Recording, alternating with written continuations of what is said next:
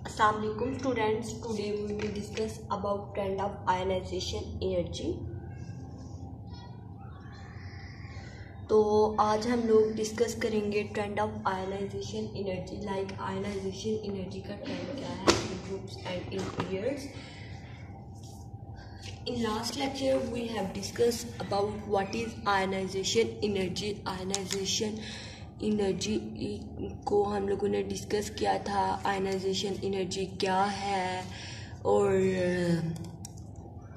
अगर इसके नेम से ही हम लोग आइडेंटिफाई करें तो क्या होता है. Ionisation energy is the type of energy which is required to form ion और which is required to remove the electron from outermost or valence shell or loosely bounded electrons.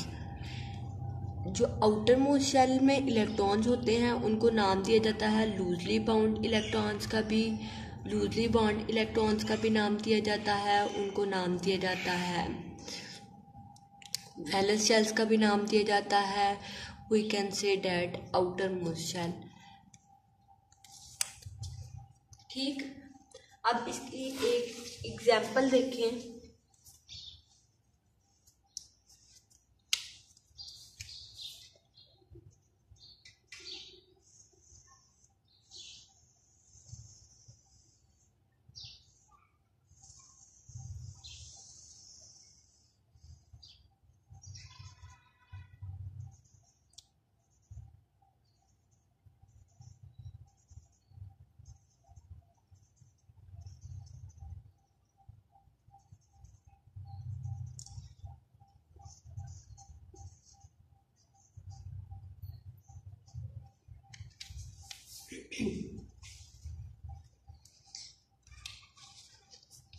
अगर इसके एग्जाम्पल देखें तो ये मैंने सोडियम के shell बनाए हैं. वी हैव टॉक अबाउट के एटम्स के दो पार्ट होते हैं. एटम के कितने पार्ट होते हैं? टू पार्ट्स होते हैं. One is the nucleus and other one is shell. तो न्यूक्लियस में क्या होता है? न्यूक्लियस में पॉजिटिवली चार्ज एटम्स होते हैं. जब पॉजिटिवली चार्ज एटम्स होंगे न्यूक्लियस में तो वो इन कंडेंस फॉर्म में होते हैं. किस फॉर्म में होते हैं? इन कंडेंस फॉर्म में.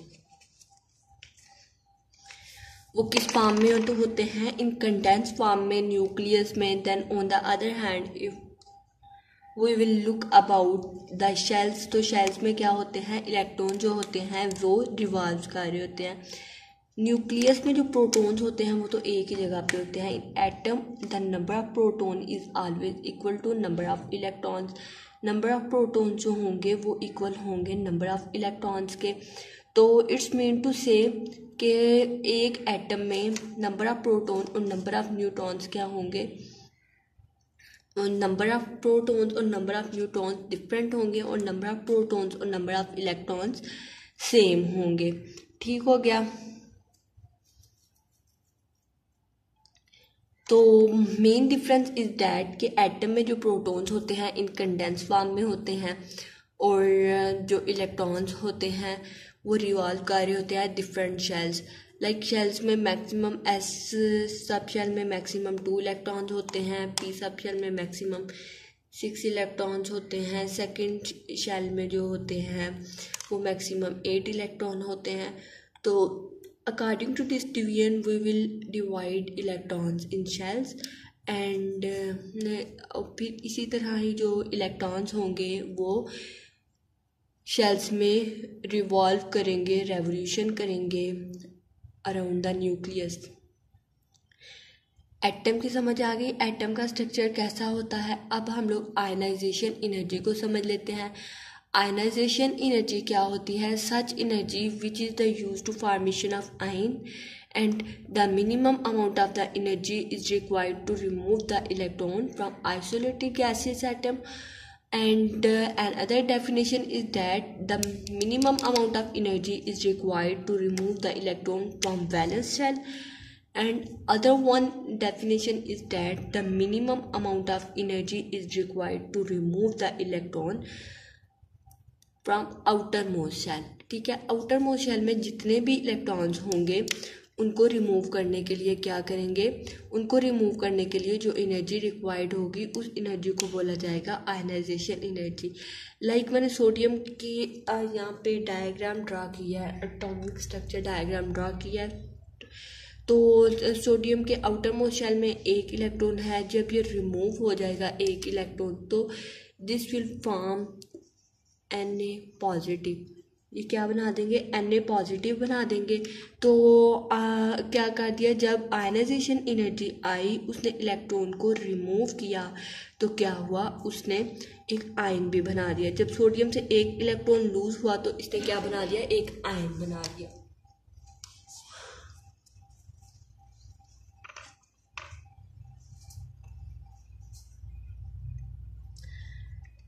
इसी तरह ही हम लोग अगर मैग्नीशियम की एग्जांपल लें तो मैग्नीशियम में भी ऐसा है कि मैग्नीशियम में जो आउटर मोस्ट शेल होता है उसमें 2 इलेक्ट्रॉन्स होते हैं। मैंने आपको लास्ट लेक्चर में भी बताया था कि number of valence electron depend upon the group number and number of shells also equal to period number. जिन नंबर ऑफ पीरियड से बिलोंग करेंगे उतना ही क्या होगा, शेल्स होंगे। लाइक अगर हम लोग मैग्नीशियम की बात कर लें तो मैग्नीशियम में आउटर मोस्ट शेल में 2 इलेक्ट्रॉन्स होते हैं। तो इसमें क्या होगा, जब 2 इलेक्ट्रॉन रिमूव होंगे, एनर्जी रिक्वायर्ड होगी, वो 2 इलेक्ट्रॉन्स रिमूव करेगा तो वो M प्लस बना देगा, M पॉजिटिव 2 बना देगा। एल्यूमिनियम में जो आउटर मोस्ट शेल में होते हैं 3 इलेक्ट्रॉन्स होते हैं। ये मैं आपको इन डिटेल नहीं बता रही बिकॉज ऑफ दिस के I have discuss these 3 example in my last lectures. तो आज मैं आपको रिवीजन ही करवा रही हूँ कि जब सोडियम से एक इलेक्ट्रॉन से सोडियम के आउटर मोस्ट शेल में एक इलेक्ट्रॉन होता है,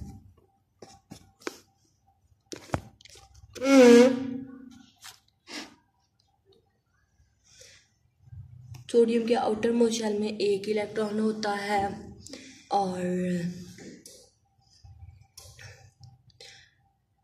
उसमें क्या होता है, सोडियम के आउटर मोस्ट शेल में एक इलेक्ट्रॉन होता है और उसके बाद जो होता है मैग्नीशियम में है मैक्सिमम 2 इलेक्ट्रॉन होते हैं इसके आउटर मोस्ट शेल में, और एल्यूमिनियम में +3 इलेक्ट्रॉन्स होते हैं इनके आउटर मोस्ट शेल में। +3 मीन्स के इतने इलेक्ट्रॉन जो हैं वो रिमूव होंगे and they will form the charges on it. ठीक है, इतने ना वो चार्जेस आ जाएंगे। जब सोडियम से एक इलेक्ट्रॉन रिमूव होगा +1 चार्ज आ जाएगा, मैग्नीशियम से 2 इलेक्ट्रॉन रिमूव होंगे +2 आ जाएगा चार्ज, एंड एल्यूमिनियम से +3 चार्ज रिमूव होंगे तो क्या आ जाएगा +3 चार्ज।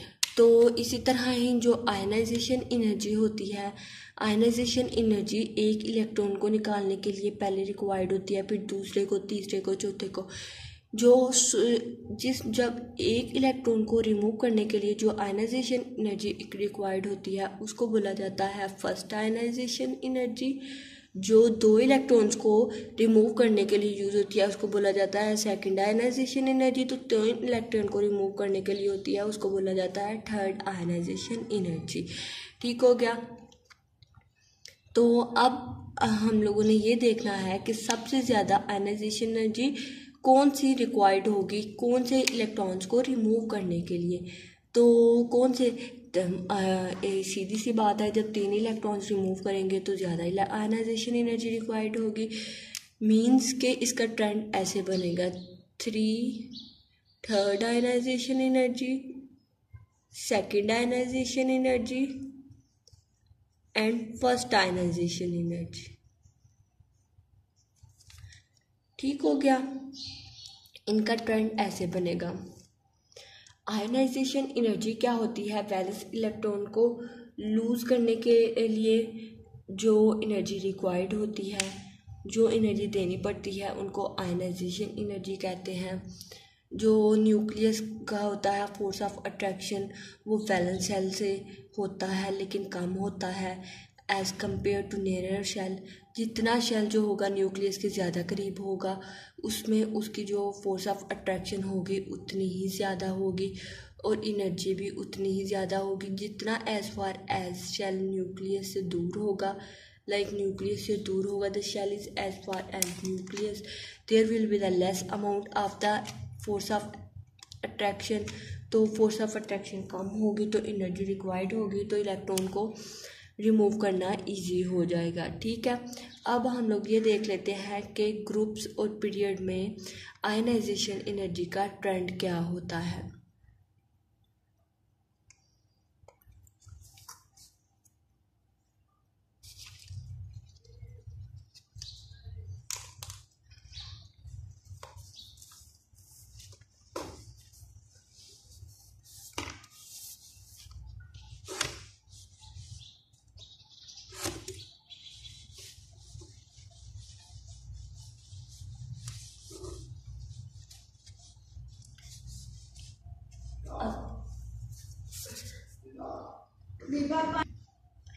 तो ग्रुप्स की डेफिनेशन हम लोग देखते हैं, वर्टिकल कॉलम जो होते हैं उनको ग्रुप्स बोला जाता है, और हॉरिजॉन्टल रोज जो होती हैं उनको पीरियड्स बोला जाता है।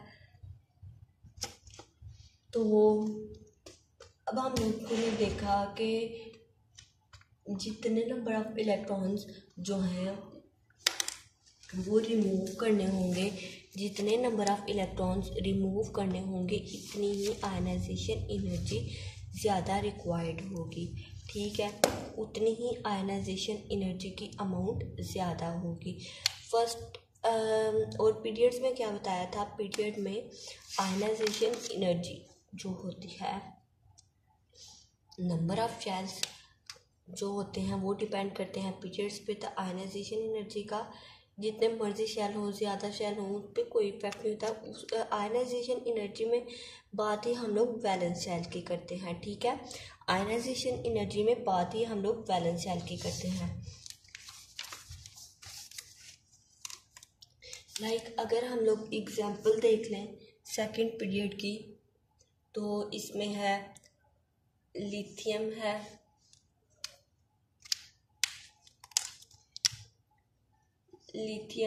बेरियम है, बोरोन है, carbon, nitrogen, oxygen, fluorine, neon. तो इनमें आयनाइजेशन एनर्जी क्या होगी पीरियड्स में, सेकंड पीरियड में 899, 801, 1086, 1402। इट्स मीन टू से कि आयनाइजेशन एनर्जी जो होती है, जब हम लोग पीरियड्स में जाते हैं लेफ़्ट टू राइट, तो आयनाइजेशन एनर्जी क्या होती है, इंक्रीज होती है। आयनाइजेशन एनर्जी क्या हो रही है, इंक्रीज हो रही है। आयनाइजेशन एनर्जी इन पीरियड्स में क्या हो रही है, इंक्रीज हो रही है। तो क्यों इंक्रीज हो रही है, साइज ऑफ एटम जो है वो रिड्यूस हो रहा है, तो वैलेंस शेल्स जो होंगे वो क्या करेंगे, स्ट्रॉन्गली हेल्ड होंगे इलेक्ट्रोस्टैटिक फोर्सेस से। जितना साइज ऑफ एटम जो है वो कम होगा तो उतनी ही क्या होगा, वैलेंस शेल क्या होंगे, ज़्यादा उनका जो फोर्स ऑफ अट्रैक्शन है वो न्यूक्लियस के साथ ज़्यादा होगा। तो element left side periodic table पे लो आयनाइजेशन एनर्जी होती है as compare to right side of element. ठीक है, देखें 520 तो 1402। आगे हम लोग नियोन वगैरह के देखें तो उनकी आयनाइजेशन एनर्जी है 2081। ठीक हो गया।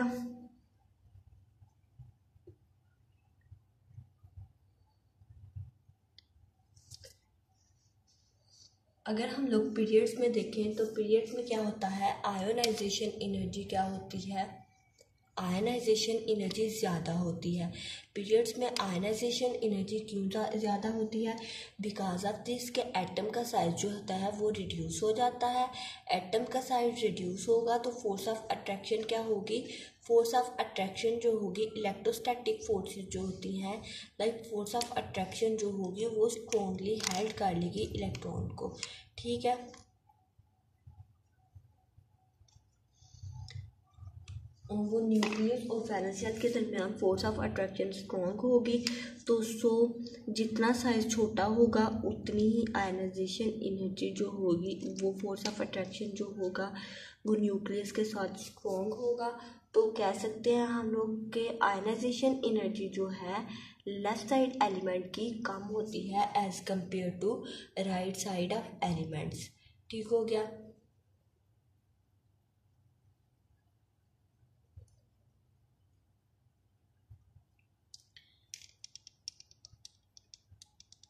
तो यहाँ पे हम लोग ग्रुप 2 में भी देख रहे हैं आयनाइजेशन एनर्जी जो है वो लेफ्ट साइड एलिमेंट की क्या है, ज़्यादा है as compare to right side elements.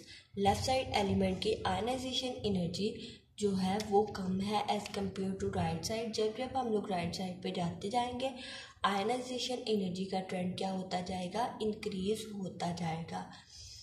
Next हम लोग बात कर लेते हैं फर्स्ट पीरियड की।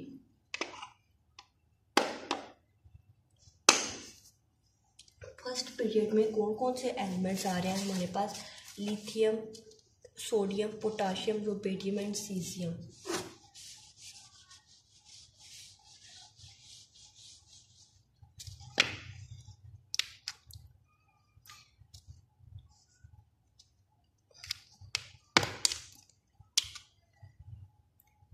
Lithium, sodium,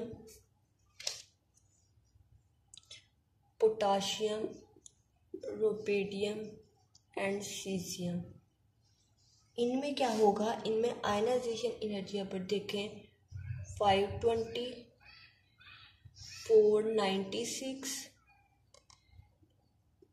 419, 403 and 377. If we will see the trend of ionization energy in the groups, तो क्या होगा 520, 496, 419, 403, 377। तो क्या हो रहा है इसमें, क्या शो हो रहा है, जब हम लोग top to bottom in the groups आते हैं तो क्या होता है, आयनाइजेशन एनर्जी की वैल्यू डिक्रीज होती है।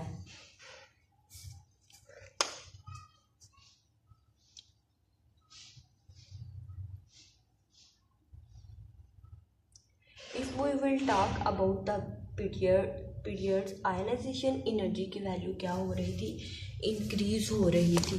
आयनाइजेशन एनर्जी की वैल्यू क्या हो रही थी, इंक्रीज हो रही थी। If we will talk about the groups, तो more and more shells lie करते हैं बिटवीन द वैलेंस शेल्स और न्यूक्लियस ऑफ एटम। क्यों, क्योंकि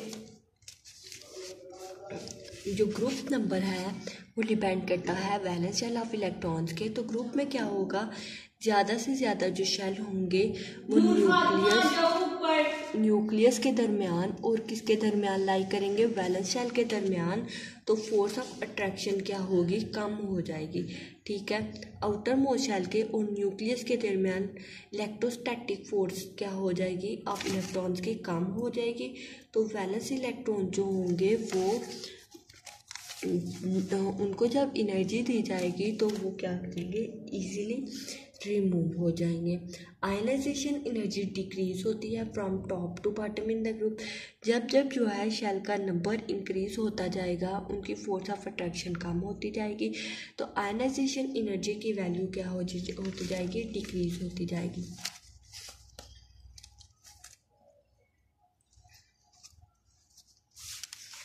ठीक हो क्या। In this lecture, I will tell you the summary of this lecture. First, we will discuss the definition of ionization energy. Ionization energy क्या होती है, minimum amount of energy required होती है to remove the electron from the valence shell or from loosely bounded shell or from outermost shell. Ionisation energy क्या होती है, ऐसी amount of energy होती है जो किसी इलेक्ट्रॉन को सारे वैलेंस इलेक्ट्रॉन को रिमूव करने के लिए रिक्वायर्ड होती है, उसको बोला जाता है आयनाइजेशन एनर्जी। ठीक हो गया। आयनाइजेशन एनर्जी ऐसी एनर्जी होती है जो इलेक्ट्रॉन्स को, वैलेंस इलेक्ट्रॉन्स को, जितने भी वैलेंस इलेक्ट्रॉन हैं एक एटम में, उनको रिमूव करने के लिए यूज़ होती है, आयनाइजेशन एनर्जी होती है। देन हम लोगों ने डिस्कस किया कि आयनाइजेशन एनर्जी जो होगी क्या वो एक ही दफ़ा एनर्जी दी जाएगी, जितने भी वैलेंस इलेक्ट्रॉन होंगे उनको रिमूव कर दिया जाएगा? नो, आयनाइजेशन एनर्जी हर एक के लिए जो है डिफरेंट डिफरेंट रिक्वायर्ड होती है। First ionization energy is the least amount of energy that required to remove the one electron from the valence shell. Electrons, valence shell electrons को रिमूव करने के लिए फर्स्ट आयनाइजेशन एनर्जी सबसे less amount में होगी। So less amount में energy होगी तो इट्स मीन टू से कि लेस अमाउंट में एनर्जी होगी। तो जब दो इलेक्ट्रॉन्स को रिमूव करने के लिए एनर्जी रिक्वायर्ड होगी तो उसको सेकंड आयनाइजेशन एनर्जी कहेंगे। In easy wording, we can say that amount of energy is required to remove the two electrons from the valence shell of isolated gaseous atom, तो उसको हम लोग क्या बोलेंगे? Second ionization energy. Third ionization energy is the amount of energy that is required to remove the 3 electrons from the valence shell of isolated gaseous atom. This is known as the third ionization energy.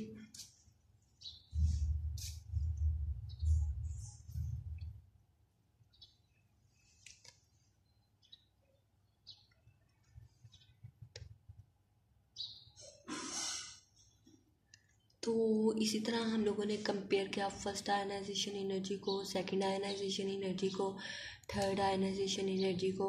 तो मैंने आपको example भी दी थी sodium की, magnesium की, aluminium की। तो इनमें जो होगी सबसे ज़्यादा आयनाइजेशन एनर्जी किस चीज़ की होगी? एल्युमिनियम की। Third ionization energy higher than the second, and the second one ionization energy is the higher than first ionization energy. Understand? Then we will talk about जो है we have to talk about some trends in groups and periods. Groups और periods में trend हम लोगों ने देखे ionization energy के group में आयनाइजेशन एनर्जी कैसी होती है, पीरियड्स में कैसी होती है। लाइक हम लोगों ने एग्जांपल ली थी ग्रुप सेकंड ग्रुप के फर्स्ट ग्रुप की एग्जांपल ली एंड सेकंड पीरियड की एग्जांपल ली। तो पीरियड में क्या आते हैं, हम लोग जाते हैं left to right in the periodic table. Left to right periodic table में जाएंगे तो क्या होगा, जब लेफ़्ट टू राइट जाते हैं तो आयनाइजेशन एनर्जी इंक्रीज़ होती है। आयनाइजेशन एनर्जी क्यों इंक्रीज़ होती है? बिकॉज ऑफ दिस के आयनाइजेशन जब पीरियड्स में लेफ़्ट टू राइट जाते हैं तो लेफ़्ट साइड वाले एलिमेंट्स की आयनाइजेशन एनर्जी कम होती है as compare to right side of element. क्यों? बिकॉज ऑफ दिस के आयनाइजेशन एनर्जी जो होती है वो एनर्जी होती है required to remove the electron, valence electron. Valence electron को रिमूव करने के लिए एनर्जी रिक्वायर्ड होती है। ठीक हो गया। तो जब पीरियड्स में हम लोग लेफ्ट टू राइट जाते हैं तो वैलेंस इलेक्ट्रॉन का न्यूक्लियस के साथ जो इलेक्ट्रोस्टैटिक फोर्स ऑफ अट्रैक्शन होता है वो स्ट्रॉन्ग होता जाता है। एटॉमिक नंबर क्या होता जाता है? इंक्रीज होता जाता है। एटम का साइज जो है वो रिड्यूस होता जाता है। एटम का साइज रिड्यूस होता जाता है तो आयनाइजेशन एनर्जी क्या होती जाती है? इंक्रीज होती जाती है। एटम का साइज जितना रिड्यूस होता जाएगा तो क्या होगा? एटम का साइज जितना रिड्यूस होता जाएगा आयनाइजेशन एनर्जी उतनी ही इंक्रीज होती जाएगी because of the strong electrostatic force of attraction.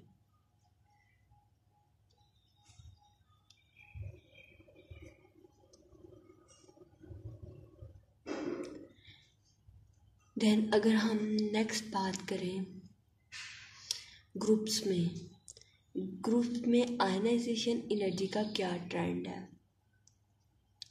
ठीक है, तो ग्रुप में हम लोग जाते हैं टॉप टू बॉटम जाते हैं इन द ग्रुप। तो if we go from top to bottom in the group ionization energy decrease होगी। क्यों? ग्रुप में जो नंबर ऑफ़ शेल्स होते हैं वो इंक्रीज़ होते जाते हैं। नंबर ऑफ़ शेल्स क्या होते जाते हैं? इंक्रीज़ होते जाते हैं। तो क्या होता है? फोर्स ऑफ अट्रैक्शन भी जो होती है, जो वैलेंस शेल होगा मैंने पहले भी आपको बताया, उसकी फोर्स ऑफ अट्रैक्शन कम होगी न्यूक्लियस के साथ as compare to nearer shell. जितना शेल जो है वो न्यूक्लियस के ज़्यादा करीब होगा उतनी फोर्स ऑफ अट्रैक्शन क्या होती जाएगी? फोर्स ऑफ अट्रैक्शन ज़्यादा होगी, उसकी एनर्जी ज़्यादा होगी। ठीक है। फोर्स ऑफ अट्रैक्शन क्या होगी, ज़्यादा होगी, और एनर्जी भी क्या होगी, ज़्यादा होगी।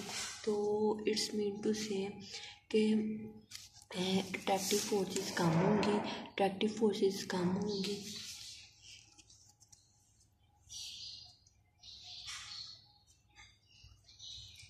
तो आयनाइजेशन एनर्जी भी क्या हो जाएगी, ज़्यादा हो जाएगी। आयनाइजेशन एनर्जी भी क्या हो जाएगी, आयनाइजेशन एनर्जी भी क्या हो जाएगी, ज़्यादा हो जाएगी। ठीक हो गया। मैंने आपको इस लेक्चर में इसकी समरी भी बताई, फिर मैं बता देती हूँ। पीरियड में हम लोगों ने बात की कि आयनाइजेशन एनर्जी ज़्यादा होगी as on the right side element, तो लेफ्ट साइड एलिमेंट की एनर्जी कम होगी। If we move from left to right in the period, ionization energy की वैल्यू ज़्यादा होगी। If we move from top to bottom in the group, ionization energy की value कम होगी, because in the group strong electrostatic the forces and in the period there will be the weak electrostatic forces.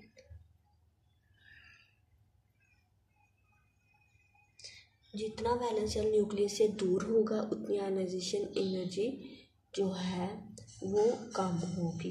ठीक हो गया। और electrostatic forces nucleus और valence shell के दरमियान उतनी ही वीक होंगी।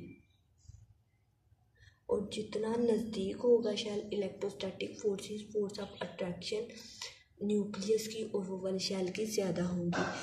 कि हम लोग ऐसे कह सकते हैं कि एस जो सब शेल है उसकी इलेक्ट्रोस्टैटिक फोर्सेस जो हैं, एस सब शेल की इलेक्ट्रोस्टैटिक फोर्सेस जो हैं वो न्यूक्लियस के साथ स्ट्रॉन्ग हैं। ठीक है। अगर कोई MCQ आ जाता है हमें एग्ज़ाम, तो क्या होगा,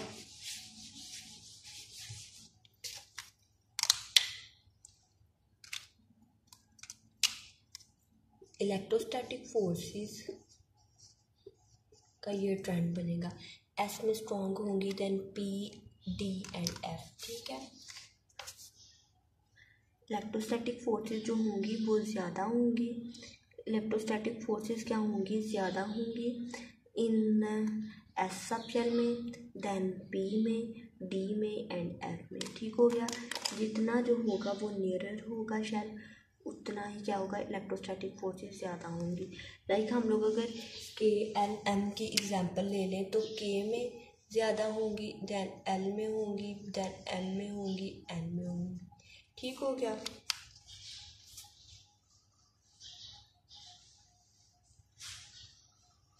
इलेक्ट्रोस्टैटिक फोर्सेस जो होती हैं वो क्या होती हैं, ज़्यादा होती हैं in nearer to shell with nucleus. Nucleus जो है उसमें तो फोर्स ऑफ अट्रैक्शन होती है, वो तो इलेक्ट्रॉन को अपनी तरफ खींचना चाह रहा होता है ना। तो जो नियरर शेल होंगी उनकी इलेक्ट्रोस्टैटिक फोर्सेस ज़्यादा होंगी न्यूक्लियस के साथ। जितना दूर वैलेंस शेल होगा वो क्या होगा, आउटर मोस्ट शेल की इलेक्ट्रोस्टैटिक फोर्सेस न्यूक्लियस के साथ कम होंगी। और जो होगा दूसरे वाले इनर शेल्स उनकी इलेक्ट्रोस्टैटिक फोर्सेस न्यूक्लियस के साथ ज़्यादा होंगी।